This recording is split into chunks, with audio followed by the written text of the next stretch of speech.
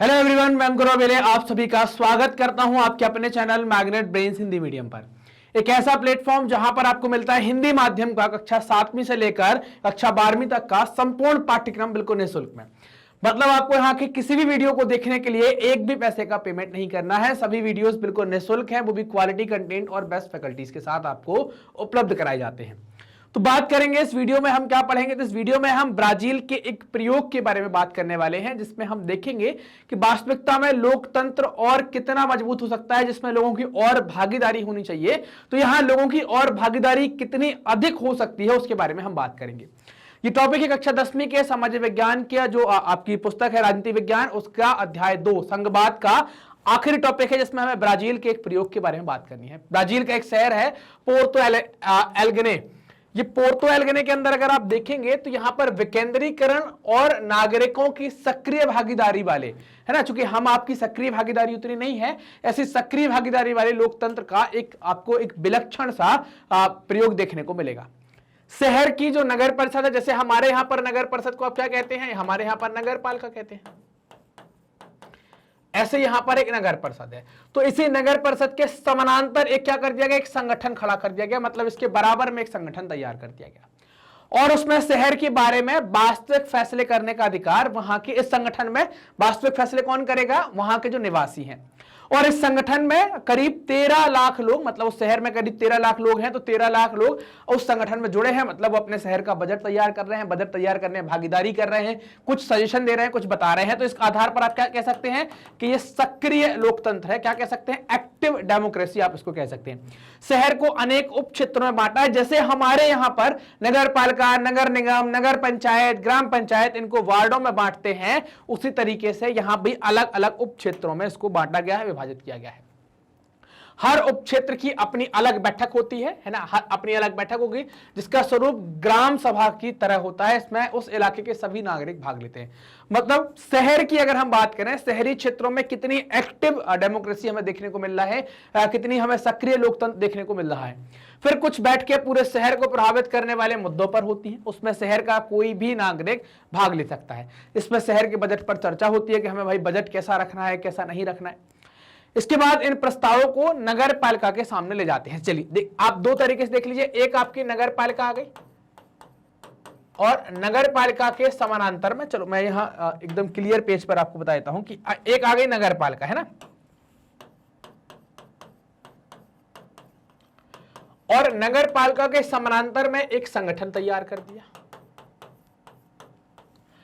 नगर पालिका में क्या होगा, यहां पर चुनाव होगा और चुनाव होकर क्या होंगे, दो प्रकार के लोग चुनकर आएंगे, एक तो सदस्य चुनकर आएंगे और दूसरे चुनकर आएंगे जिसको कहेंगे, दूसरा क्या होगा जिसको आप कहेंगे अध्यक्ष, अध्यक्ष और सदस्य चुनकर आएंगे और ये बैठक करेंगे, तो इसको क्या कहेंगे, नगर पालिका परिषद कहा जाएगा। जो जब ये बैठक होगी तो ये क्या कहला जाएगी, परिषद या काउंसिल के तरीके से काम करेगी। अब इसके समानांतर एक चीज तैयार कर दी कि संगठन बना दिया। अब चुनाव में तो सभी लोगों ने भाग लिया, लेकिन यहां पर सभी नगर के नागरिक क्या हो जाएंगे, सभी नगरवासी, सभी नगर के नागरिक क्या हो जाएंगे, इसके सदस्य हो जाएंगे। वो क्या करेंगे, अब इनको अलग अलग छोटे छोटे क्षेत्रों में बांट दिया जाएगा और ये सभी लोग क्या करेंगे, इसके लिए बैठक करेंगे। फिर ये अपना बजट तैयार करेंगे या कोई अहम मुद्दों पर बात करेंगे, या कोई अहम मुद्दा इनको लगता है तो उस पर बात करेंगे। उस मुद्दों पर ये बात करने के बाद ये मुद्दा कहां ले जाएंगे, इसके सामने ले जाएंगे। अब इनने पूरा डिस्कशन निकाल लिया है कि हमको काम कैसे करना है, बजट कैसे होगा, कहां पर खर्च होगा, कैसे खर्च करेंगे, सब कुछ इन्होंने निकाल लिया। इसके बाद इस नगर पालिका परिषद पर ले जाएंगे, फिर ये फैसला कर लेंगे।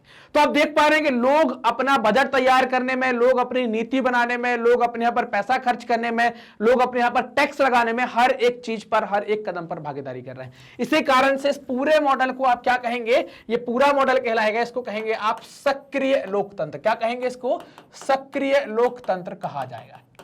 क्लियर बात, ये एक्टिव डेमोक्रेसी कहला जाएगी। ठीक, तो ये सारे प्रस्ताव पर चर्चा होगी, फिर नगर पालिका के सामने पेश किया जाएगा, जो अंतिम फैसला नगर पालिका के द्वारा कर दिया जाएगा। हर साल फैसले लेने में करीब 20,000 लोग हिस्सा लेते हैं। इस तरीके को अपनाने से यह सुनिश्चित हो गया कि बजट अब क्या होगा, सिर्फ अमीरों पर खर्च नहीं होगा, गरीबों पर भी खर्च होगा। सभी गरीब बस्तियों तक बसें भी जाने लगी हैं। पुनर्वास का इंतजाम किए बगैर भवन निर्माता झुग्गी वालों को उजाड़ नहीं सकते, मतलब ऐसे नहीं आप निकाल सकते कि जब तक आप उनके लिए कोई व्यवस्था ना कर दें। इसी तरीके से केरल के कुछ इलाकों में भी प्रयोग किए गए हैं, वहां आम लोगों ने अपनी बस्तियों के विकास की योजना तैयार करने में भागीदारी की है।